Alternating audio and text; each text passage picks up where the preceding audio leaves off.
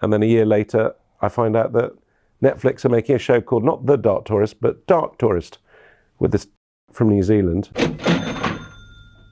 Talking about your books, by the way, you mentioned earlier that Netflix stole one of your books. Yeah, so my first travel book is called The Dark Tourist, where I went off these weird holidays. And then some producer I know in America said, this is a great book, make a great TV series. And I said, good, because I wanted to write it as a book first, but I'd love to go make it as a TV series now. And she said, I think Netflix will like it. And so we went to Netflix and we pitched it in America. They loved it.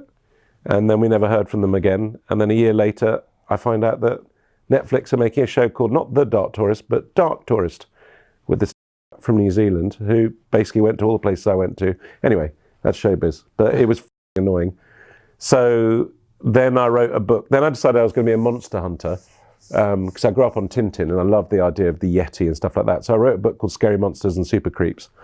And I went to Everest Base Camp looking for the Yeti. I went Northern California looking for Bigfoot. I went to Japan looking for this weird radioactive monster. I went to Canada where they have a monster called Ogopogo, who's like their Loch Ness.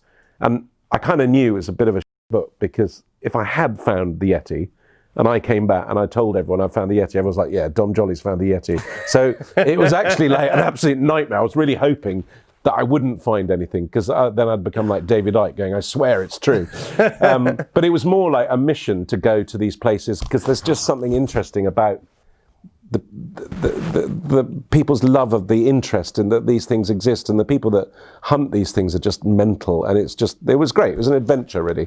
So I went off and I did, I took photos of what I think were Yeti footprints. There's certainly something in the Himalayas, whether it's some sort of monkey or something. It's not a lost tribe, but there's something there. And then I found weird things. I got a plaster cast of the very first Bigfoot cast that was made in 1953. I bought that. That's my best holiday memorabilia.